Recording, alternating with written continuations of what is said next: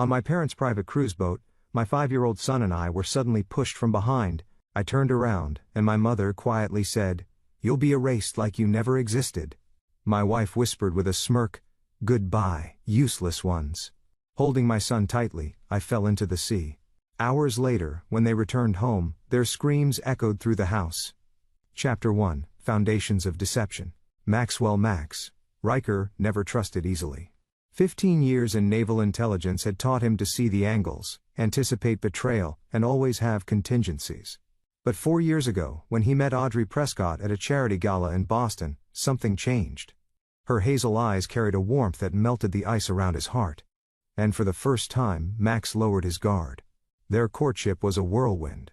Within 6 months, they were married in a small ceremony on the New England coast. A year later, their son Lucas was born. "He has your eyes," Audrey had whispered in the hospital room, calculating even as a newborn. Max had laughed it off then. He shouldn't have. When Max decided to leave naval intelligence for private security consulting, Audrey supported him enthusiastically. His new venture, Sentinel Security Solutions, grew rapidly. High-profile clients, government contracts, and a reputation for discretion made the company wildly successful. By Lucas's 4th birthday, Max had amassed a fortune exceeding $30 million. The wealth attracted Audrey's mother, Vivian Prescott, like a moth to flame. A retired psychiatrist with expensive tastes, Vivian had initially disapproved of Max, considering him beneath her daughter. But when the money started flowing, she became an ever-present fixture in their waterfront mansion. "Families should stick together," she'd say, refilling her crystal glass with imported scotch. "Blood is thicker than water."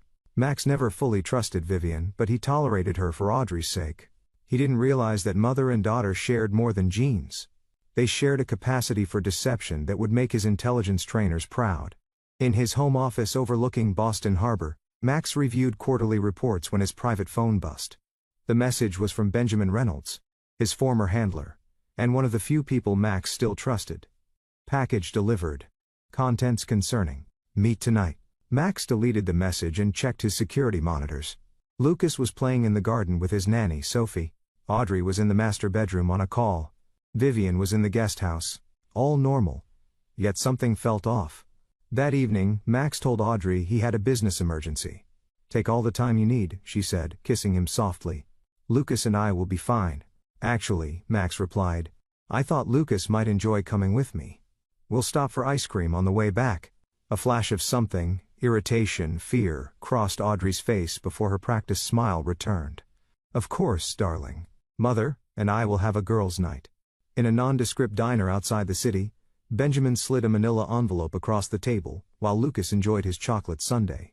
"Surveillance photos," Benjamin explained quietly, "started as routine background on a potential client. Then things got interesting." Max flipped through the images. Audrey entering an upscale hotel. Audrey in deep conversation with a man Max didn't recognize. Audrey and the man kissing in an elevator. "Who is he?" Max asked, his voice dangerously calm. "Preston Wallace. Old money from Philadelphia. On paper, he runs a charitable foundation. In reality, it's a sophisticated money laundering operation. We've had eyes on him for years." Max studied the final photo. Audrey, Preston, and Vivian, all three laughing together on the deck of a yacht. "There's more," Benjamin continued. "Financial analysis shows unusual patterns in your accounts. Small amounts redirected through shell companies, nearly untraceable." "How much?" "About $3 million so far." "And Max?" Benjamin hesitated. "There's chatter about something bigger in the works, very concerning chatter." On the drive home, Max watched Lucas in the rearview mirror. The boy was falling asleep, clutching his favorite stuffed whale. Max had never killed anyone outside of sanctioned operations. But looking at his son, he knew he would do anything to protect him. Instead of heading home, Max drove to his office building.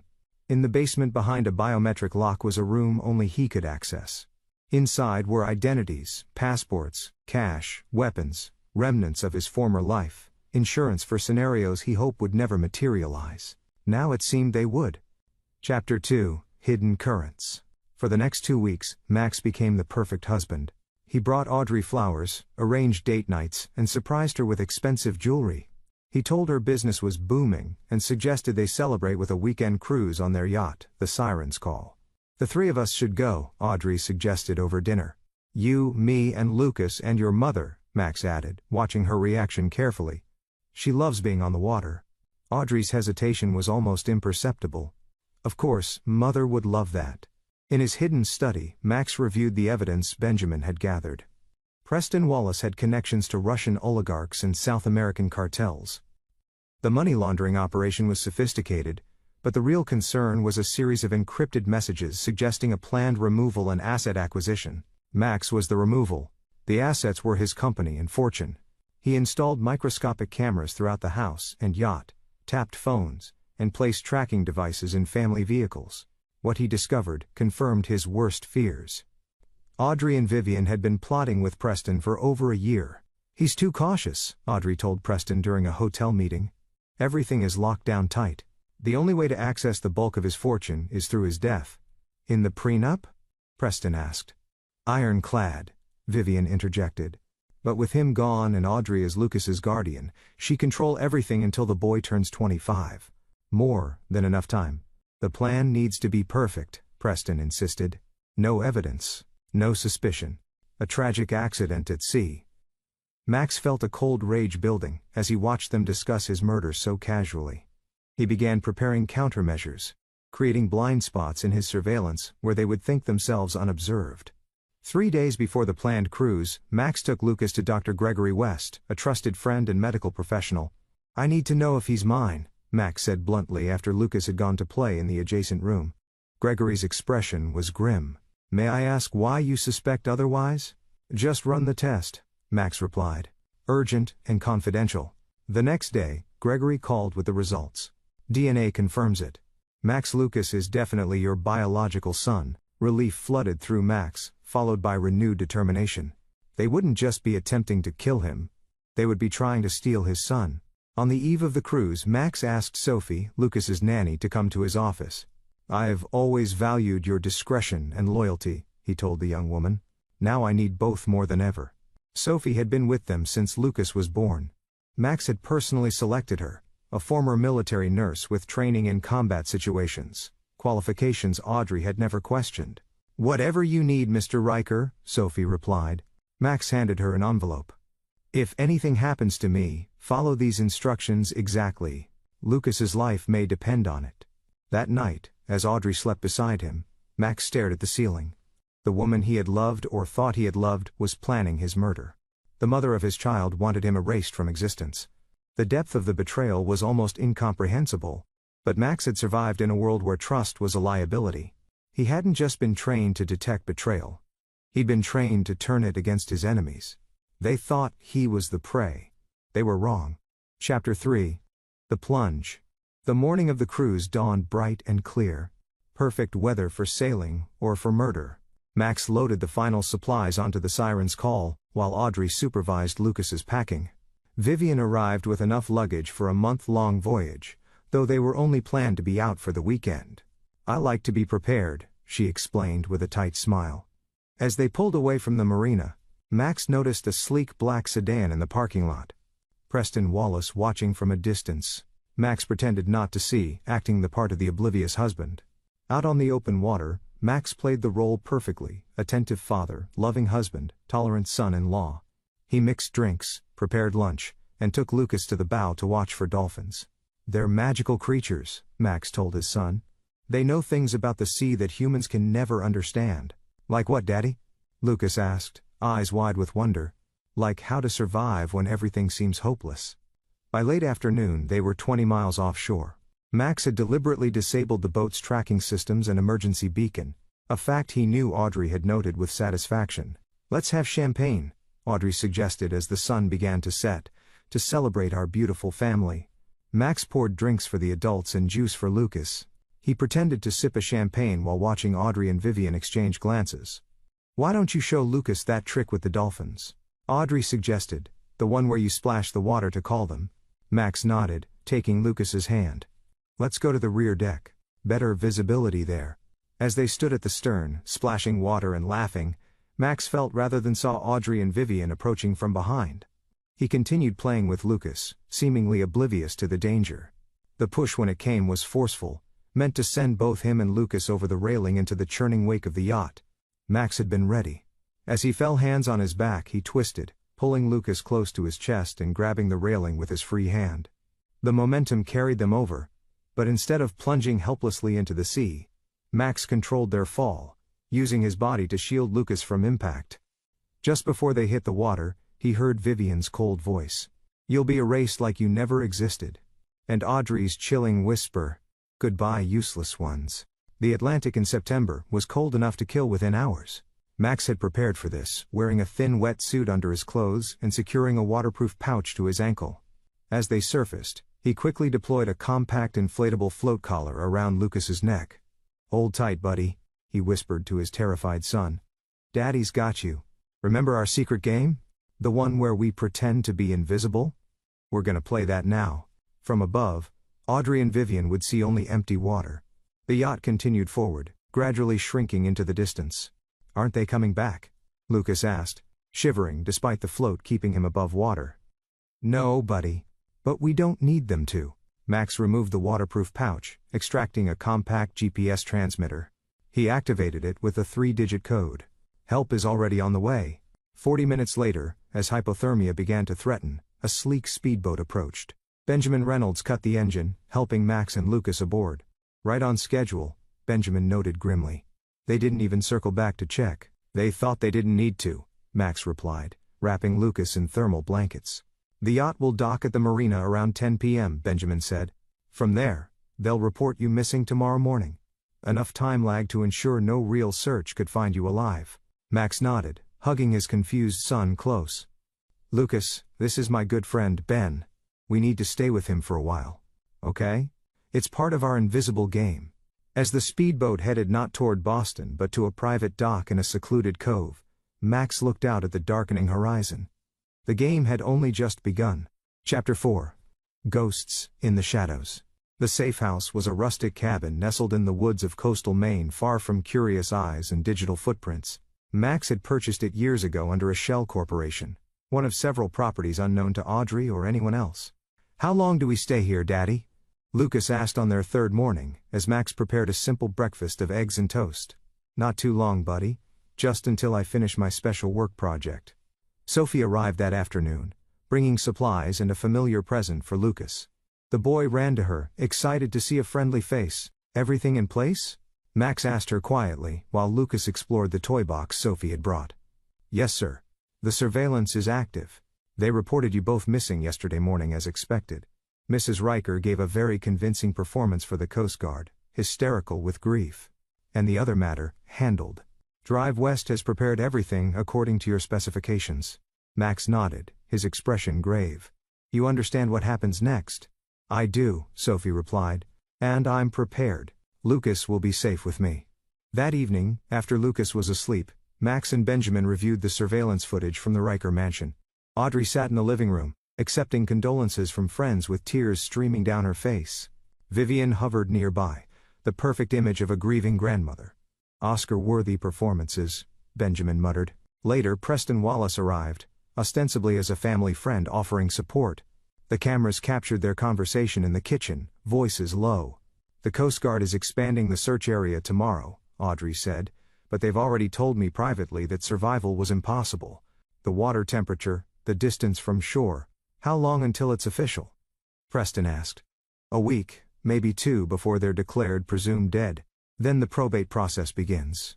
"And the company?" Preston pressed. "Majority ownership transfers to me as Lucas's guardian. The board can't block it. It's in the corporate bylaws." Max watched with cold attachment. The woman who had shared his bed for 5 years, who had given birth to his son, was now calculating the hours until his death could be legally established. "What's your plan?" Benjamin asked, as the video feed continued. "They think they're hunters," Max replied, his voice devoid of emotion. "I'm gonna show them what it means to be hunted." Over the next week, Max methodically prepared his counterattack. Using Benjamin's connections and his own considerable resources, he built a comprehensive profile of Preston Wallace's criminal enterprise. Shell companies, money laundering routes, corrupt officials, all meticulously documented. "This is enough to put him away for decades," Benjamin observed, reviewing the evidence. "Prison is too good for him," Max replied. "I want him destroyed, not just incarcerated." Max turned his attention to Audrey's past, uncovering secrets she had carefully concealed. Before meeting Max, she had been involved in a series of calculated relationships with wealthy men, each ending when their usefulness expired. There were restraining orders that had been sealed, allegations of theft that had been settled privately. Vivian's history revealed a pattern of enabling and coordinating her daughter's predatory behavior. The respected psychiatrist had used her professional insights to help Audrey identify and manipulate vulnerable targets. 10 days after their deaths, Max received the call he'd been waiting for. The Coast Guard had officially suspended the search and rescue operation. The news channels reported the tragic story. Successful businessman and his young son presumed dead in a boating accident. That evening, Max sat with Lucas on the cabin porch watching the sunset. "Daddy, are we still playing the invisible game?" the boy asked. Max pulled his son close. "Yes, but not for much longer. Soon we'll play a new game. It's called justice." The next morning, Max left Lucas in Sophie's capable hands, and departed with Benjamin. Their destination, a private medical facility owned by Dr. Gregory West. "Everything is prepared," Drive West assured them. "But I must ask again. Are you certain about this? The psychological impact alone." "I'm certain," Max interrupted. "They've already killed me in the eyes of the world. Now I'll use that death to bring them down." The procedure took 6 hours. When it was complete, Max Riker no longer existed. In his place was Robert Caldwell, a man with different facial features, different fingerprints, and a completely legitimate identity. "The changes are subtle enough to pass casual inspection," Drive West explained, "but significant enough to defeat facial recognition and fool those who knew you, especially since no one is looking for you alive." "How long until I'm fully healed?" "Max," now Robert asked. 2 weeks before the swelling completely subsides. A month before you should risk close contact with anyone who knew you before." Max nodded. "Perfect timing." Chapter 5, Shadows into Light. The funeral was a somber affair attended by Boston's elite. Audrey Riker, elegant and black, accepted condolences with dignified grief. Vivian stood beside her, a supportive arm around her daughter's waist. In the front row, Preston Wallace sat as a close family friend. Among the mourners, a nondescript man in sunglasses observed from a distance. Robert Caldwell, formerly Max Riker, watched his own funeral with detached fascination. The twin caskets, one large, one small, were merely for show. The Coast Guard had recovered no bodies, but ceremony demanded closure. Max noted with grim satisfaction how Audrey occasionally glanced at them as if to reassure herself that her plan had succeeded. Following the funeral, the mourners gathered at the Riker mansion. Robert slipped inside, another anonymous face in the crowd of Boston's wealthy and connected. He overheard snippets of conversation. "Such a tragedy. She's so strong considering the company will need strong leadership now." Robert approached Preston Wallace, introducing himself as a potential investor. Preston, always alert to financial opportunities, engaged eagerly. "My portfolio is diverse," Robert explained, "but I'm looking for something with more creative financial structures." Preston's eyes lit with recognition of a kindred spirit. "Perhaps we should discuss this further in private. My foundation is always seeking like-minded partners." "I'd like that," Robert replied, handing Preston a business card. "Call me when a mourning period feels less restrictive." That evening from his hotel room, Robert watched the surveillance feeds from the Riker mansion. The guests had departed, leaving Audrey, Vivian, and Preston alone. "God, I thought they'd never leave," Audrey sighed, kicking off her heels and pouring a generous glass of whiskey. "You played your part beautifully," Preston told her, loosening his tie. The grieving widow, devastated but dignified. "Simply perfect," Vivian raised her glass, "to new beginnings, and to Max and Lucas Riker. May they rest in peace at the bottom of the Atlantic." Their laughter echoed through the empty house, cutting through Robert like a knife. He had known their betrayal was cold and calculated, but seeing their celebration of his death, and worse, his son's death, ignited something primal within him.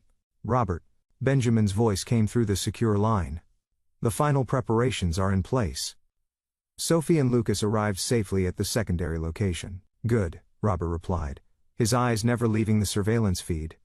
"It's time for Phase 2. Over the next 2 weeks, Robert Caldwell became Preston Wallace's new best friend. They met for drinks, discussed investment opportunities, and shared increasingly sensitive information about Preston's charitable foundation. Meanwhile, through Benjamin's connections, Robert made strategic moves in the financial markets, subtly undermining Sentinel Security Solutions' stock value, making the company appear vulnerable just as Audrey was assuming control. "The board is getting nervous," Benjamin reported, after a clandestine meeting with a Sentinel executive. "Your death created instability. And now these market fluctuations. They're pushing for a quick sale to stabilize the situation. And let me guess. Preston has positioned himself as the ideal buyer through a consortium of investors." "Yes. The offer comes tomorrow." Robert smiled coldly. "Right on schedule." 2 days later, Robert met Preston at an exclusive club in downtown Boston. Preston was practically glowing with triumph. "The deal is all but done," he boasted over aged scotch. "Sentinel will be mine by the end of the month." Audrey played her part perfectly. Just enough resistance to appear proper, but ultimately persuaded that selling is the best option. "Quite the team you two make," Robert observed. "Known each other long?" "We have history," Preston replied with a smirk. "Let's just say Audrey has always had excellent taste in men and in opportunities." "And her mother? What does she fit in?" "Vivian? The mastermind in many ways. She sees the angles, identifies the targets. A brilliant woman, if somewhat terrifying." Preston laughed. "Almost feels sorry for Max Riker. The poor bastard never stood a chance." Robert raised his glass in a toast. "To those who never see the knife coming." That night, Robert initiated the next phase of his plan. Using access codes provided by Benjamin, he transferred incriminating financial records from Preston's foundation to a secure server. These records detailed money laundering operations, connections to organized crime, and most damning, the conspiracy to murder Max and Lucas Riker. "The evidence is comprehensive," Benjamin confirmed after reviewing the files. "But will it be enough? People like Preston have escaped justice before." "This isn't about justice," Robert replied. "It's about vengeance." The following day, Robert arranged a private dinner with Preston at an upscale restaurant. As they discussed the finalization of the Sentinel acquisition, Robert slipped a small flash drive across the table. "What's this?" Preston asked, picking it up. "Insurance," Robert replied. "I've been doing some research on your foundation. Fascinating financial architecture." Preston's expression hardened. "I'm not sure I understand." "Let me be clear then. I know everything. The money laundering, the criminal connections, and most interestingly, your involvement in the deaths of Max and Lucas Riker." Preston's hand moved toward his jacket, but Robert shook his head slightly. "Don't. My associate at the bar has been recording our conversation. Any aggressive move would be inadvisable." "What do you want?" Preston asked, his voice barely controlled. "Initially, $100 million. Consider it an entry fee for my silence." "That's absurd. I don't have that kind of liquid capital." Robert smiled coldly. "You will once the signal acquisition is complete. You have 24 hours to decide."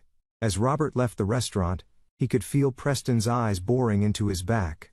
The trap was set, the bait taken. Now the real game could begin. Chapter 6.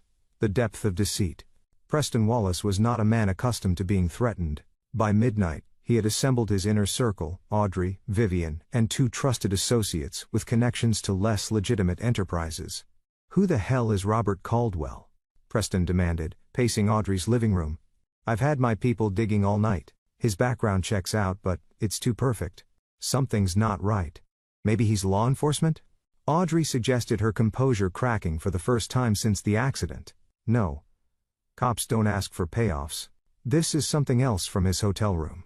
Robert watched their panic through the hidden cameras.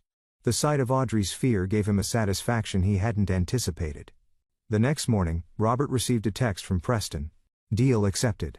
Meet tonight to discuss terms."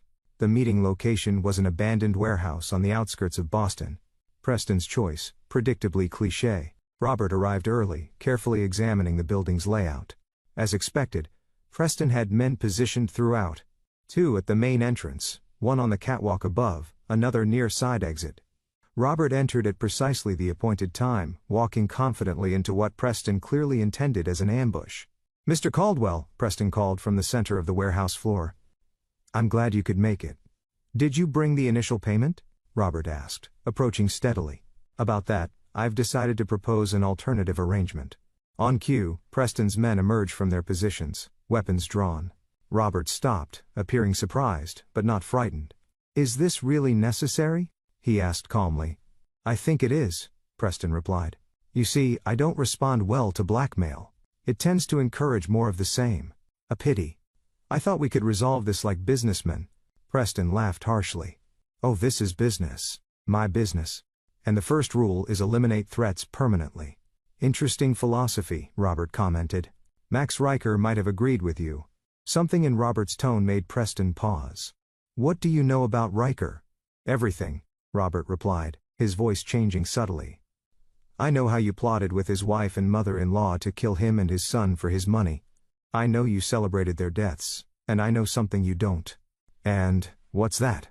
Preston asked, a flicker of unease crossing his face. Robert smiled, and for the first time, Preston saw something familiar in his eyes. They didn't die. Before Preston could process this, the warehouse plunged into darkness. The sounds that followed were precise and methodical. Grunts of pain, bodies falling, and finally, silence. When emergency lights flickered on, Preston found himself alone with Robert. His men unconscious or restrained on the floor. Who are you? Preston whispered, genuine fear in his voice. Robert stepped closer, allowing Preston to really see his face. Despite the surgical alterations, something in the eyes, the cold calculated rage triggered recognition. No. Preston breathed. It's not possible. Disappointingly predictable. Robert, Max said softly. The abandoned warehouse. The armed thugs. Did you really think I wouldn't anticipate every move you'd make? If you're gonna kill me, just do it, Preston said, attempting bravado. Kill you? No. Death is too quick, too merciful. Max circled Preston slowly. I'm going to destroy you piece by piece. Everything you value, your reputation, your freedom, your foundation, your relationship with Audrey, all of it will be systematically dismantled. You can't prove anything. I already have. Your foundation's records have been delivered to select law enforcement agencies and media outlets. By morning, your entire operation will be exposed. Preston lunged suddenly, a hidden knife flashing in his hand.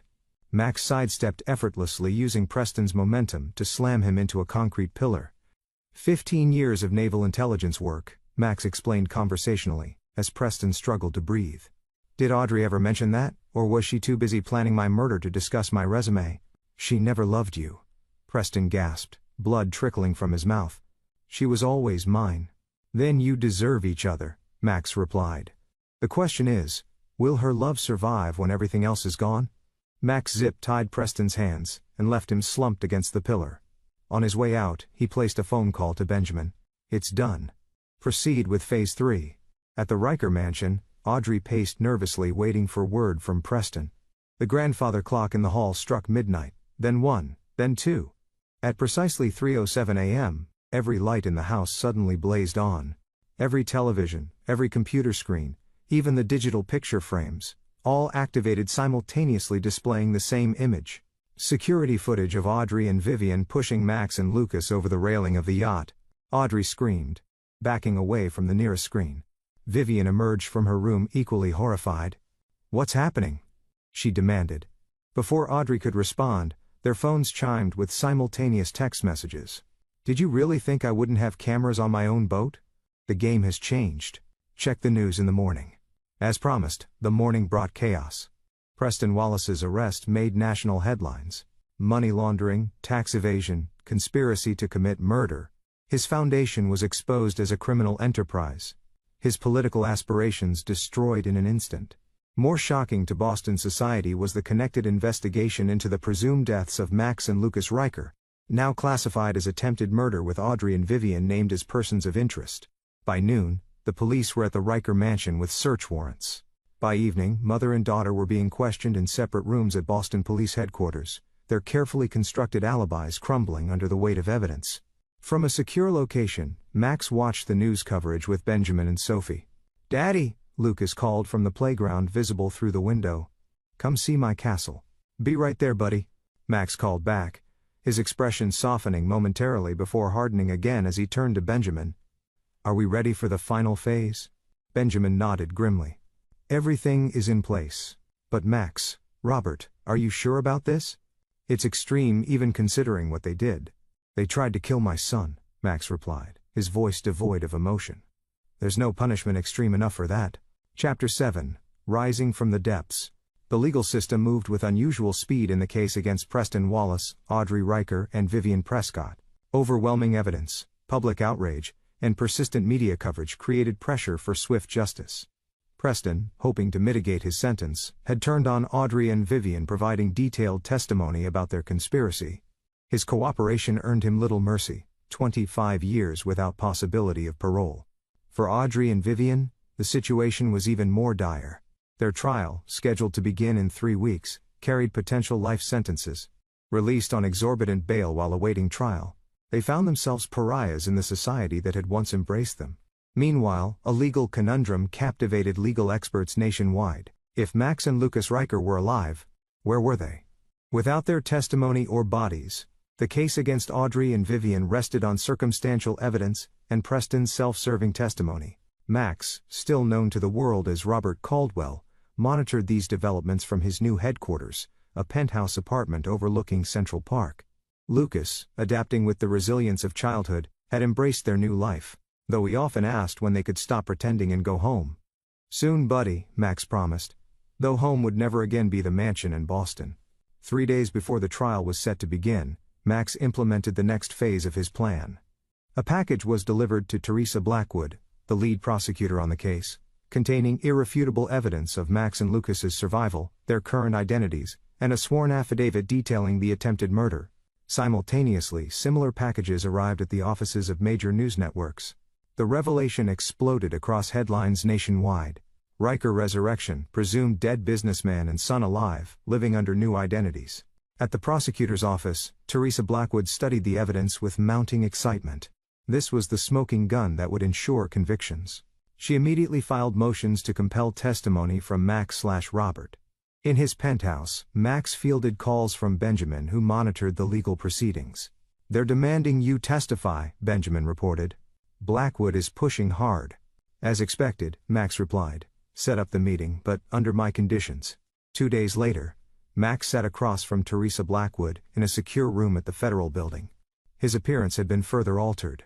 Different hair, glasses, subtle makeup to change his facial structure, just enough to maintain his Robert Caldwell identity, while allowing hints of Max Riker to show through. "Mr. Riker, or do you prefer Caldwell now?" Blackwood began. "Caldwell, please. Max Riker is legally dead, and I prefer to keep it that way. That complicates matters. This case will proceed without my physical testimony." Max interrupted firmly. "I provided sworn statements, evidence, everything you need for convictions. My son and I will not appear in court. May I ask why? Your testimony would be compelling. My son has been traumatized enough. I won't subject him to a trial where he'd have to face the woman who tried to kill him. As for me, I have my reasons." Blackwood studied him carefully. "You're planning something, aren't you? Something beyond the legal system." Max's expression remained neutral. "Justice takes many forms, Miss Blackwood. I'm sure you understand that. Whatever you're planning will occur after your case is concluded one way or another. I've given you everything you need for justice within the system. What happens beyond that is not your concern." As Max left the meeting, his phone buzzed with a text from an anonymous number. "Please don't do this. We need to talk." Max smiled coldly. Audrey was getting desperate. That evening, against Benjamin's advice, Max agreed to meet Audrey at a public park. He arrived early, securing vantage points and escape routes, habits from his former life that now served his new purpose. Audrey appeared at precisely the appointed time, looking haggard and afraid, a shadow of the confident woman who had planned his murder. "Almost didn't recognize you," she said as she sat beside him on the bench. "The changes are significant." That was the point. "How did you survive? The water was freezing. You're miles offshore." "I was always better prepared than you gave me credit for," Max replied. "Always more capable." Audrey's eyes filled with tears. "Max, Robert, whatever you're calling yourself now, I know what I did was unforgivable. But please, if any part you ever loved me, don't." Max cut her off, his voice deadly quiet. "Don't pretend this is about emotion. You need something from me, so get to it." The prosecutor offered a deal. 15 years if I testify against my mother. She claims the plan was all Vivian's idea, that I was coerced. And was it? Audrey looked away. "Does it matter? No one forced me to push you and Lucas over that railing. I did that. But Max, 15 years. I'll be an old woman when I get out." "If you get out," Max corrected her. "The deal hasn't been finalized, has it? That's why you're here. I need you to tell them you won't testify against me specifically, that you didn't see who pushed you, that it could have been only my mother." Max laughed, a sound devoid of humor. "You tried to kill our son, and now you want me to help you avoid responsibility? He's alive. You both survived. Please, Max. You know what Lucas asked me yesterday? You want to know why his mommy wanted him to die? How do I answer that, Audrey?" Tears streamed down Audrey's face. "I wasn't thinking clearly. Preston and Mother, they convinced me." "Stop lying," Max said softly. "I have recordings of every conversation, every plan you made, every celebration after you thought we were dead. I know exactly who you are. Then why meet me at all? Why not just let the trial proceed?" Max stood looking down at her with cold detachment. "Because I wanted you to know that what happens next isn't just the justice system at work. It's me, Audrey. Everything that's coming, the complete destruction of your life, your future, your very identity. It's all by my design. What are you gonna do?" She whispered. "Watch the news tomorrow, then the next day, then the next. You spent a year planning my death. I've spent months planning something far worse for you, your living death." As Max walked away, Audrey called after him, her voice breaking. "You can't do this. Whatever you're planning, it won't bring you peace." Max paused, turning slightly. Peace was never the objective. Justice was. And justice, Audrey, is ruthless. Chapter 8, Torrents of Truth. The morning of the trial, Boston woke to shocking news. Detailed financial records showing Audrey had been siphoning money from children's charities connected to Sentinel Security for years before meeting Preston. The evidence suggested a pattern of behavior predating her marriage to Max. By midday, additional revelations emerged about Vivian's psychiatric practice. Allegations from former patients claiming she had manipulated vulnerable individuals for financial gain, sometimes in collaboration with her daughter. Inside the courtroom, Audrey and Vivian watched their carefully constructed lives disintegrate. Their attorneys scrambled to address the new allegations, only to be blindsided by more damning evidence with each passing hour. From his secure location, Max orchestrated the systematic destruction of their reputations. Benjamin had assembled a team of investigators who had spent months uncovering every secret, every misdeed, every skeleton in their closets. "The prosecution is incorporating the new evidence," Benjamin reported. "Blackwood is going for maximum sentences for both of them." "Good," Max replied, watching Lucas build a Lego structure on the living room floor.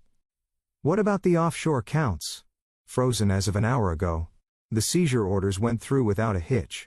The trial proceeded with unprecedented speed and media attention. Preston Wallace's testimony, combined with the yacht surveillance footage and the mountain of newly discovered evidence, left little room for doubt. On the third day, Audrey's attorney approached the prosecution with a desperate plea deal offer. Blackwood, following Max's guidance delivered through carefully placed intermediaries, rejected it outright. "No deals," she told the defense attorney. "Your client tried to murder a child. She'll serve every day of whatever sentence the judge imposes." By the trial's end, both Audrey and Vivian had been convicted on all counts. The judge, noting the unconscionable betrayal and cold-blooded calculation involved, sentenced Audrey to 30 years and Vivian to 25. As they were led from the courtroom, Audrey caught sight of a man observing from the back row, Robert Caldwell, watching impassively as she was taken away in handcuffs. That evening, Max received a visit from Teresa Blackwood at his penthouse. "Justice was served today," she noted, accepting the offered glass of wine. "Though I suspect your version of justice is just beginning." "The legal system did its part," Max acknowledged. "But some crimes deserve more comprehensive consequences." "I'm not sure I want to know what you mean by that." "Plausible deniability is a valuable commodity in your position, Miss Blackwood." She studied him carefully. "The financial revelations, the patient testimonies against Vivian, that was all you're doing, wasn't it? You've been systematically dismantling their lives beyond what the law could accomplish." Max neither confirmed nor denied her assertion. "I believe in thoroughness." "And what about your son, Lucas? How is he coping with all this?" "Children are remarkably resilient, especially when protected from unnecessary trauma. He knows his mother did something terrible, and won't be part of our lives anymore. The details can wait until he's older." "And you? Will Max Riker ever return from the dead?" Max shook his head. "Max Riker served his purpose. Robert Caldwell has a promising future ahead, one without the complications of a resurrection." After Blackwood departed, Max reviewed the latest reports from his investigators. Audrey and Vivian had been transferred to separate federal facilities. Preston Wallace was already serving his sentence at a maximum security prison in Colorado. "The financial transfers are complete," Benjamin confirmed over their secure line. "Everything has been redirected according to your instructions, and the other matter, in progress. The first disclosure happens tomorrow." Max nodded, a grim satisfaction settling over him. "Perfect." The next morning, inmates at the federal correctional facility where Audrey was being held received an unusual notification. Substantial deposits have been made to the commissary accounts of every prisoner except Audrey Riker. A note accompanied the facility-wide announcement courtesy of Audrey Riker's victims. "She believes herself better than you. Show her she's wrong." Similar arrangements have been made at Vivian's facility. Within hours, mother and daughter, separated by hundreds of miles, found themselves targets of coordinated hostility from their fellow inmates. Meanwhile, a series of anonymous donations appeared in Lucas's name to children's organizations nationwide. Millions of dollars dedicated to protecting vulnerable youth, particularly those affected by parental betrayal. "Is this part of the plan?" Benjamin asked when Max showed him the donation confirmations. "Something constructive should come from this tragedy," Max replied. "Lucas will never know the complete truth about his mother, but someday he'll understand that his survival helped others." That night, as Lucas slept peacefully in his new bedroom, Max stood the penthouse window overlooking the city lights. The vengeance he had orchestrated was comprehensive, meticulous, and utterly without mercy, just like the betrayal that had precipitated it. His phone buzzed with a text from an unknown number. "You've won. They're destroyed. When does it end?" Max deleted the message without responding. For Audrey, Vivian, and Preston, there would be no end to the consequences. Only a lifetime of suffering proportionate to what they had planned for him and his son. Justice in Max Riker's world was indeed ruthless. Chapter 9, New Tides. 1 year later, Robert Caldwell had become a respected figure in financial circles, known for his shrewd investments and generous philanthropic activities. His security consulting firm, Phoenix Protection, specialized in helping high-net-worth individuals safeguard themselves against elaborate threats, particularly those from trusted insiders. Lucas, now 6, had adapted fully to their new life. He attended an exclusive private school under the name Lucas Caldwell, where he was known as a bright, somewhat reserved boy with a particular talent for swimming. "He's thriving," Sophie reported during her monthly assessment. She had transitioned from nanny to household manager, overseeing Lucas's education and well-being while Max/Robert built their new life. "The nightmares have stopped completely. He hasn't mentioned his mother in over 2 months." In the therapist's evaluation, Dr. Winters believes he's processing the trauma appropriately. She recommends continuing the current approach, honest answers to his questions without volunteering disturbing details. Max nodded, satisfied. "And the security protocols maintained rigorously. The school staff remain vigilant, though there's been no suspicious activity." Sophie hesitated before adding, "He asked about the ocean yesterday, whether we could visit the beach this summer." A shadow crossed Max's face. The ocean held complicated associations now, but he wouldn't allow his son's life to be limited by fear. Make the arrangements, he decided, somewhere private. Martha's Vineyard perhaps. Later that day, Max received his regular update from Benjamin about their ongoing monitoring of Audrey, Vivian, and Preston. "Wallace was hospitalized again," Benjamin reported. "Third attack since his incarceration. He'll recover, but his request for protective custody was denied again. And the women, Vivian has been moved to the psychiatric ward. The isolation and harassment triggered a legitimate breakdown. As for Audrey," Benjamin paused. "She attempted suicide last week. Unsuccessful, obviously." Max absorbed this information without visible reaction, maintained the protocols. No direct intervention, but continued monitoring. For how long? Indefinitely. That evening, as Max helped Lucas with a science project, a model of ocean currents, his secure phone rang with a call from Teresa Blackwood. "I thought you should know," she said, without preamble. "There's been a development in the Riker case." Max tensed. "What kind of development?" "Audrey Riker is offering new information, claims there were others involved in the conspiracy beyond the 3 convicted parties." "Is there any evidence supporting this?" "None. That we've found," Blackwood replied. "It appears to be a desperate attempt to leverage a sentence reduction. But I wanted to warn you, she's specifically claiming that Robert Caldwell was part of the original conspiracy, who then double-crossed the others." Max considered this new Complication. How seriously is this being taken? Not very. Her credibility is non-existent, and there's no evidence connecting Robert Caldwell to any conspiracy. Still, there may be some preliminary investigation. I appreciate the warning, Max said. Keep me informed of any developments. After ending the call, Max joined Lucas in the living room, where the boy was watching a documentary about marine life. Daddy, Lucas said without looking away from the screen. Do you think fish remember things like people do? That's an interesting question. Some fish have surprising memory capabilities, though different from humans. Why do you ask? Lucas shrugged. I was just thinking about memories. Sometimes, I remember things that don't make sense. Max felt a chill. Like, what, buddy? Like sometimes I remember Mom saying mean things. But then I think maybe it was just a bad dream. Lucas turned to face his father. Was Mom a bad person? Is that why she's gone? Max sat beside his son, choosing his words carefully. Your mother made some very bad choices that hurt people. She's paying the consequences for those choices now. Will I ever see her again? No, Lucas. That part of our life is over. The boy nodded, seeming relieved rather than saddened. I like our life now better, anyway. You're happier now, Daddy. The observation struck Max deeply. Was he happier now? The rage that had fueled his elaborate revenge had subsided, replaced by a vigilant determination to protect his son and their new life. Perhaps that was a form of happiness, or at least peace. The next morning, Max met with his legal team to address Audrey's new allegations. Though the claims were unlikely to gain traction, he wouldn't leave anything to chance. We need contingencies, he told Benjamin afterward. If there's even a remote possibility of connecting Robert Caldwell to Max Riker, we need to be prepared. We've maintained the separation meticulously, Benjamin assured him. The surgical alterations, the documentation, all of it is bulletproof. Nevertheless, prepare the secondary protocol. If necessary, Robert Caldwell can disappear as thoroughly as Max Riker did.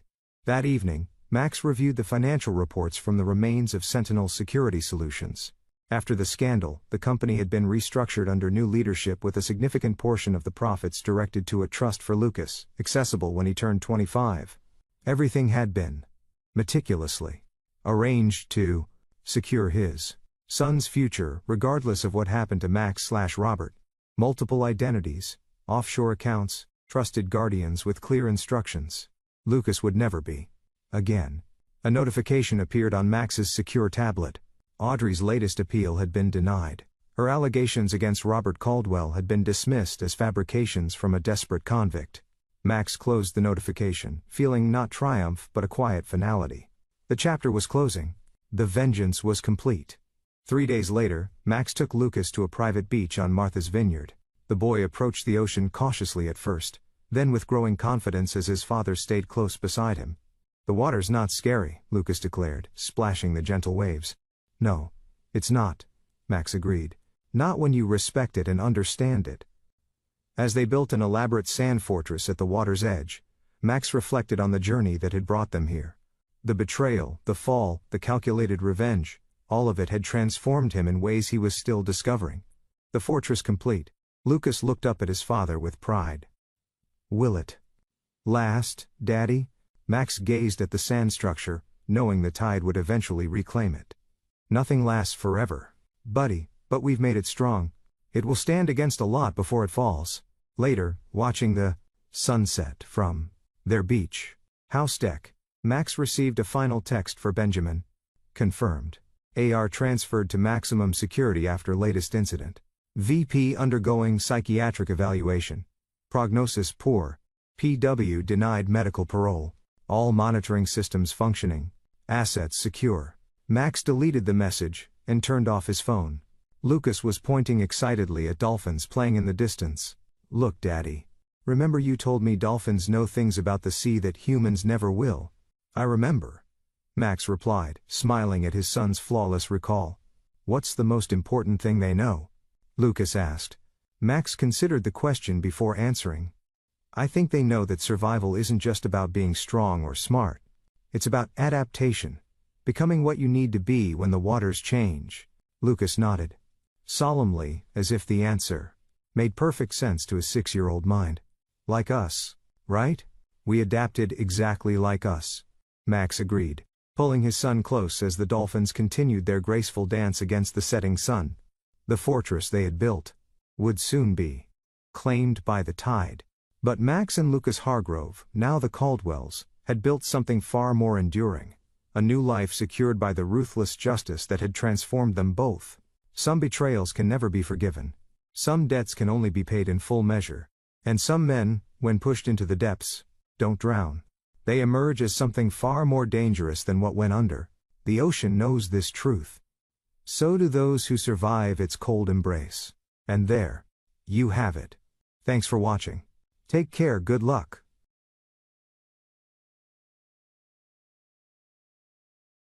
After listening to today's story, perhaps it has raised some new questions in your mind, or maybe it has brought back some old memories. Every day on Reddit, new experiences and moments create fresh stories, and they connect all of us.